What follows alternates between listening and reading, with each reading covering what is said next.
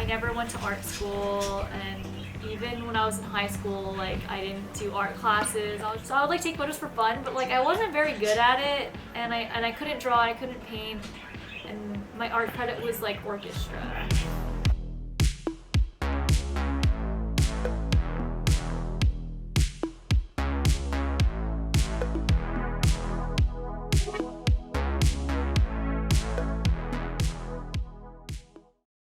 Like in high school I did really good in English, and then in college I studied liberal arts, but it was all like analytical writing, not creative. So I always thought my track was like, oh, I'm probably gonna be like an English teacher or something. And like I liked watching movies, but in the same way like I liked reading books, but I wasn't like, oh, I'm trying to be a novelist, or like I didn't know it was a thing you could do. We had like a college counselor. We would give them a list of schools we liked. Our parents would give a list of schools like they thought were good, and then the guidance counselor would come back with like a list that he thought was like somewhere in the middle. So he was like, I think the regular arts and science college is a reach for you, but you should check out this other school called Gallatin because you have kind of a weird resume, he said.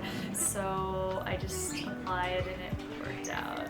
I kind of just ended up, like I really didn't know what I wanted to study, but then I took some film classes, but it was, and I really loved them, but it was all like cinema studies. It was not like creative filmmaking. As part of the classes, like you would have to sit in a theater, and they would have like the hours of the lecture would be like 6 to 9 p.m. and they would just make you watch a full movie as part of like the curriculum. So it was the first time I actually got to sit in a movie theater and like watch like on the big screen like old classic movie. So that was the first time I was like, oh, this is kind of awesome.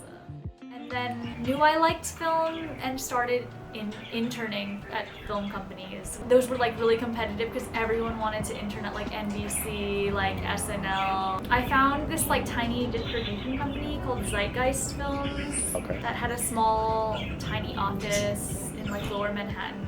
They would like acquire and distribute like small art house films and like international films. So that was my first like film internship, and they would have tiny like international films that would play at small theaters. And so part of my job was like compiling a spreadsheet of like hundreds of emails of like, say they were doing like a Japanese film or something. They'd be like, okay, let's find the emails of every East Asian Studies department in every college, or like clubs, Japan Society, anything that could like possibly maybe have like interest overlap. And then I would just like draft emails of like to all these places. Oh like, my send gosh. them out. Yeah, so I was like, oh, I'm interning in film, but like, yeah, I don't know if this is what I want to do. So the next internship I did was for a film production company. And that was for me like so much more fun because it would like, I got to read scripts. And this company was called Color Force, and it's based in LA. They basically produce like the Hunger Games and like American Crime Story, like the OJ, People vs. OJ. Right. They did Crazy Rich Asians. Oh man. They had it made at the time, and they had the book there. And they're like, oh, we're making this like comedy, it'll be really fun. So they were talking about it, and I got to see them like bring in actors they were auditioning and stuff. I thought it was more fun because like you got to get more creative input. So it was like basically the producers get sent like hundreds, thousands of like script or books from like people who want them to make it into a movie. And so the producers don't have time basically to like read every single one. So they have assistants who read everything, but the assistants also have to do their other jobs. So they just have like interns. So all the interns would be like reading a script or like a novel, and then you do these little reports called coverage, where you like summarize the thing and evaluate like, this is why I think it'd be a great movie or whatever. Oh. But I had trouble finding something. Like I ended up working at like a movie theater after I graduated. That was my first paid job after I graduated. And I was like, damn, I've paid a lot for this minimum wage job. I mean, working at the movie theater was actually really fun. Because I was not making a lot of money, but I got to watch movies for free. Also like a bit more of a film education. But I almost feel like I wish I stayed longer. I almost was like so desperate to find like a good on paper like office full-time job. And then once I got the full-time office job that was like in film, I was like, oh, this is cool. This looks good on paper, but I actually think I enjoyed working at the movie theater more. Because that was at a distribution company, which was like my first internship. So it was a lot of just like, I was basically just like a receptionist office manager. So it was not like emotionally or like creatively like so exciting. But it was my first full-time job in film, an important learning experience. After a while I was like, I just need to leave and then figure it out. Yeah. So I left without having anything lined up. So when I was working at this office job, I randomly on the weekends just to do something fun would like help my friends out on their sets. I was like, I need to do something kind of creatively fulfilling because right? I used to sit at a desk all day. I got a DM one day from this NYU student being like, hey, do you want to audition for this like NYU student film? And I was like, what? Like, I don't act. Like, also, like, how did you find me? Like, this is crazy. I didn't go to school for this. Like, I literally just like work in an office all day, but I was like, sure, I'll do it. That sounds fun. And so they sent me the script and I actually really liked the script. I'm like, I don't really know how to act, but I just like memorized. I just like was like, this is so exciting. Like, let me just like do my best. And then I auditioned for it in like an NYU building. And then I didn't hear back for a while. And I was like, oh, that's too bad. That was fun though. And then randomly I reached out. I was like, okay, I just wanted to like ask, like, I don't know. I was just like, oh, I know I probably didn't get this like all good, but like I want to hear like how this was going. And they were like, oh, actually, like, sorry we took so long. Like, we want to cast you in it. And I was like, oh. Okay, so I just like took off like a few days from work, just like used my vacation days, worked on this thesis film, and then I got to be on set for it and it was so much fun.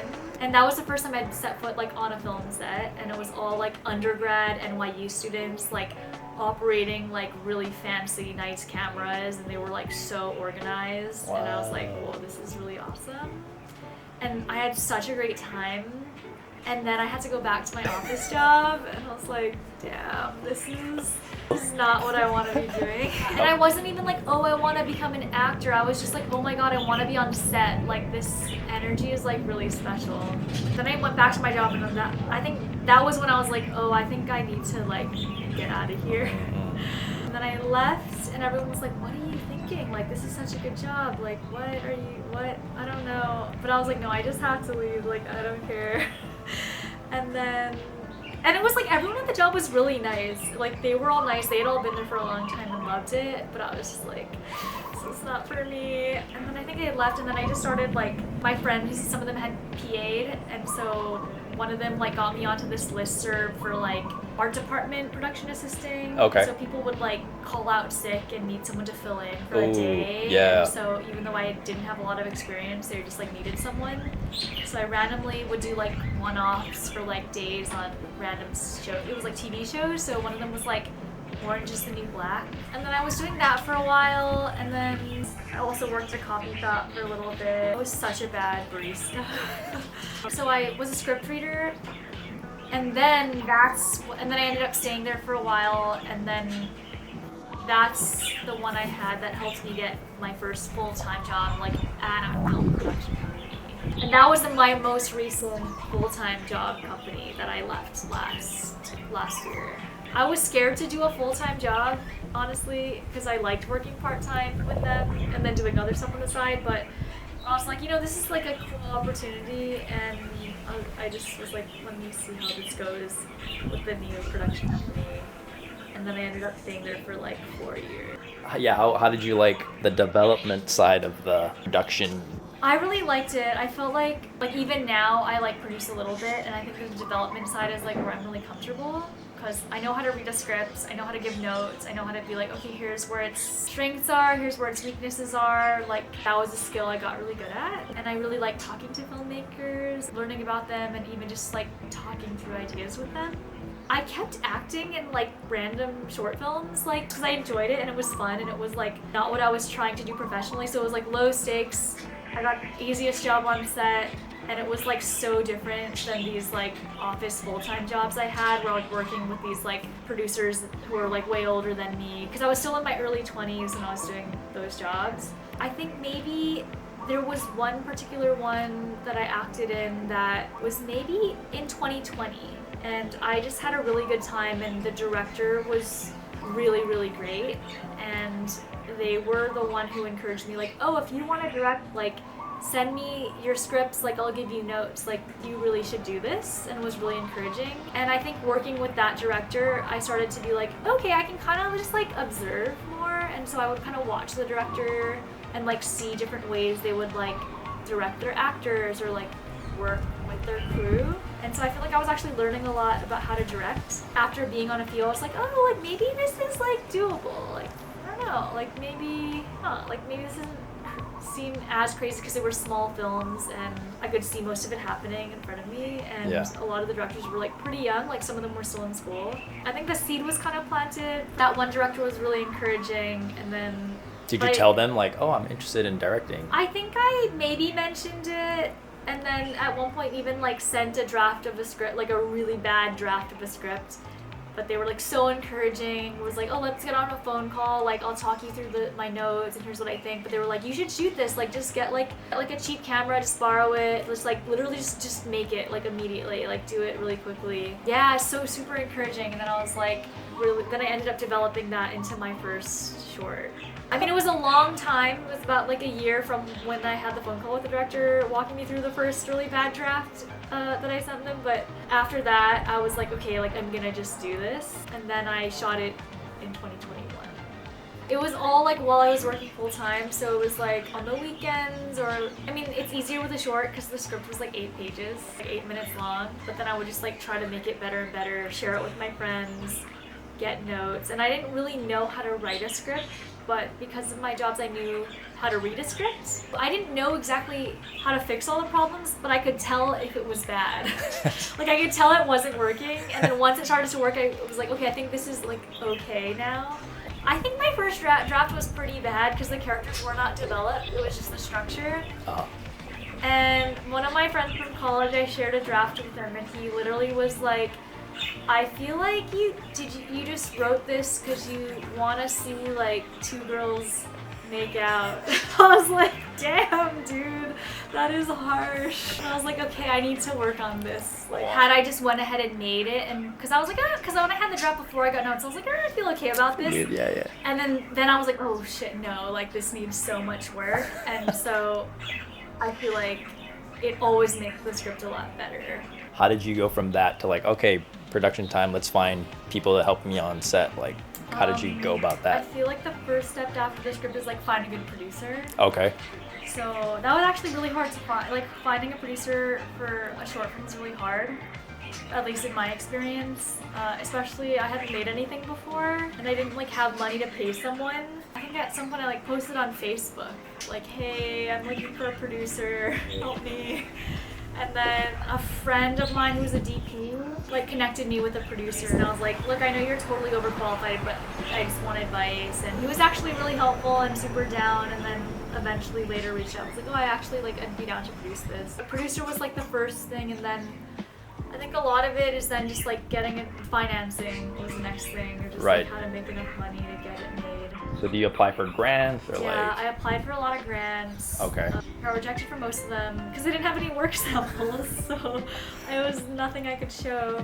I got a little bit of funding, and then was just like one of the benefits of working full time. I did have savings that I had saved up from my full time job, so I was able to use that. Once I had footage to show for it after filming, I used that to get more funding. That's kind of how I've been doing it, because it's been really almost impossible for me to ever get funding like in the beginning, because I think it's like higher risk. So usually I kind of just have to put up the money and then pay myself back. People feel more comfortable contributing to a film once they see like, oh, this is a movie, like, okay. Even my second short for Hawaii, like I couldn't fundraise until after I had most of the footage done.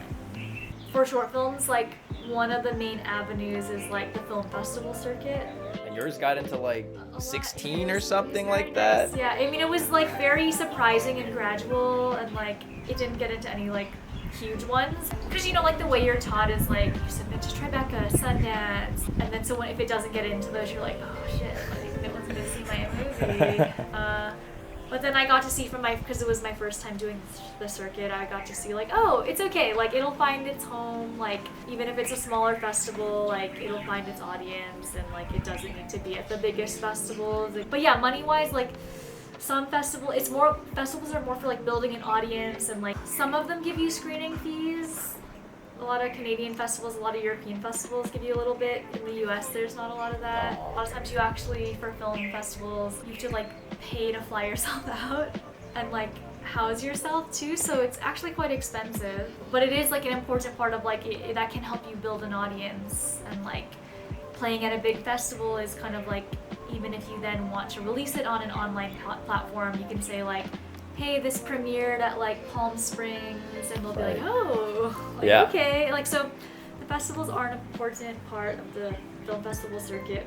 Like, I know people who've like directed episodes of TV and they've made pretty good money doing that, but wow. A lot of people I know doing independent films, they like, some of them are teachers, some of them like they have other jobs as well still. Yeah. So the advice is don't immediately quit your day job. Like, I think you'll know when you need to leave. I would say quitting the day job doesn't necessarily mean you will not have to do something that's not exactly what you want to be doing. I talked to like a full-time director, and I was like, wow, that's kind of like the goal, right? Like, how is that going? And he was like, just because I'm directing full-time doesn't mean I'm doing exactly what I want full-time. That just means I have to direct for work. It's like I don't have a separate day job, but part of my directing is direct for TV. And it's not like exactly like my passion project, or it's like a work for hire, or you're shooting like a commercial, or like kind of something you're not like, it's not your passion project, and the passion project is still a fraction of the time. So he was like, this works for me because I love directing, even if it's not something like that's my passion project, I still find it like this is something I'm able to do, and I'm able to like figure out the like politics of how that works and working with big studios and stuff. He was like, some directors I know who are my peers can't do that, and so for them it's easier for them to, when they direct, it's only their passion projects. Then they have a day job that's teaching or something totally unrelated that allows them to do the passion projects. Now I'm kind of like, there's nothing wrong with a day job. You just have to figure out what works for you, as long as it leaves you the time and like flexibility and like energy to keep doing what you want.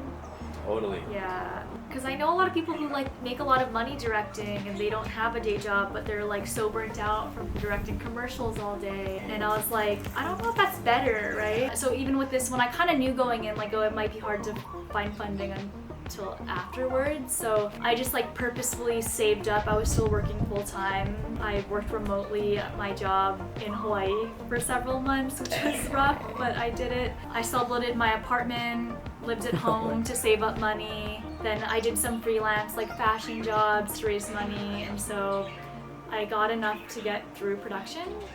And then I was able to show the film to some people and got funding once we were in post-production to like finish the rest of it. So if anything, I would say don't put in too much money into the grant applications. Like, some of them are very expensive. And I would also say like look at the kinds of films that grant tends to fund, and if it feels like so not your type of film, like if the application fee is kind of high, you might be better off saving the money. Oh, I didn't even know if you had to pay for it. Some of them have application fees, so you lose money, and I felt like after a while I was like, I'm just losing money applying to grants, like why am I doing this? So but if it's free, like it doesn't hurt to apply, and it's good to make you, like force you to be able to talk about the movie. But I feel like for fundraising, like for me, what's been much more successful is like reaching out to like personal contacts, or like asking friends of friends. Just like asking people for money too directly can be a little weird and uncomfortable, but I feel like in making films you just have to like get comfortable with it and find a way to ask. So sometimes I'll just literally post on Instagram stories like, hey, looking for post-production funds on a project. If anyone knows of anyone who might be good person to reach out to, or ideas, or anything, like happy to send materials, or like a cut if you have a rough cut, or like some stills. Yeah. And that's kind of how I found like funding on my last two projects. Like, that's the one like Chapin responded and was like, hey, you should reach out to like these people. I think they support Hawaii films, and so that's how I got in touch with two of my executive producers. Wow. That was another one where like I would never feel comfortable asking like a friend or someone I had worked with, like, hey, can I have some money? But Can I have when $20,000? when I just did like an open kind of like, let me know, I had like a filmmaker who I had worked for before, just being like, hey, I have a full-time job, like I have a little bit of extra money, like happy to support. Yeah, or like a random production company or like a production agency in LA who worked on like a short I had acted in was just like, oh, we really love your work, we're so down to help. And so they pitched in a little bit, like, so you never know unless you kind of put the feelers out. Unless you ask, yeah, huh? You can always, and also you can ask in like a non-aggressive way. You can be like whenever I ask for money, I feel like I'm always like, no worries, if not, happy to just share the film and what I'm working on. And maybe even if you cannot, like maybe you know someone, and sometimes you just like, it's always like surprising where it ends up working out. But it's hard to, you know, like they get so expensive, so I think part of it too is just like try to make it for as little as you can. If you can edit and film, then just do that like yourself. Okay. I purposely have a formula for all my shorts where it's like 2 people, 1 day, as few locations as possible, or if there's multiple, as many as you can get for free as possible. What are you working on now? Oh, yes, so I'm trying to just like, I'm getting comfortable in like the fiction space as far as short films, and I love fiction, but I'm also super just, I feel like I just started or like discovered directing in 2021, and I'm still like, I want to just like try out so many different things. So I have friends ask me like, oh, would you be interested in like directing a commercial or like fashion or TV? I'm like, yeah, I'm like down to try any of it and find out. Yeah, so this summer, because now that I've gone freelance, I've been having more time to just take on more projects. This past summer, I worked on a couple things that were just like so different than anything I've done before. So I directed like my first short documentary piece. So it's called Minso, and it's following like a fashion model named Minso who I met just at a casting. We shot that this past summer, and so it's all finished, and it ended up being like super, I like really like working in documentary, so I kind of want to do more of that. But we finished editing it, so now we're just like working on the release plan for it this year. So I want to just like keep making more shorts and eventually like longer form films. So I feel like the thing with freelance, I'm realizing is like, oh, you can be super busy, but now I'm like, oh, I'm working a lot and I'm making a lot of films, but both of these, like, they were self-funded projects in the summer, and I was able to raise a little bit to like help fund the project, but I was like, I would only be able to be making this many projects if I was freelance, because I couldn't do it if I was working full-time. But now I'm kind of like, oh no, I need to make more money to like actually be able to like live in New York and keep funding these projects. So now what I'm trying to figure out is like, now I have the time, but now I need to find a work situation that helps me make a little bit more money to like actually sustain the amount of projects I want to work on. It's always the balance. Like, I was talking to a writer about this yesterday here. Like, he was like, yeah, now I have all these projects and I'm making a lot of money, but I have no time. And he was like, I could be part-time, but then I won't be making as much money. Oh and so my it's just gosh. like the constant like juggle of like, I think right now like living in New York is expensive, but I do have the flexibility because my work is not full-time based out of an office there. I could sublet my apartment, come home for a few months, work on something here, have a low overhead, and make stuff if I needed to.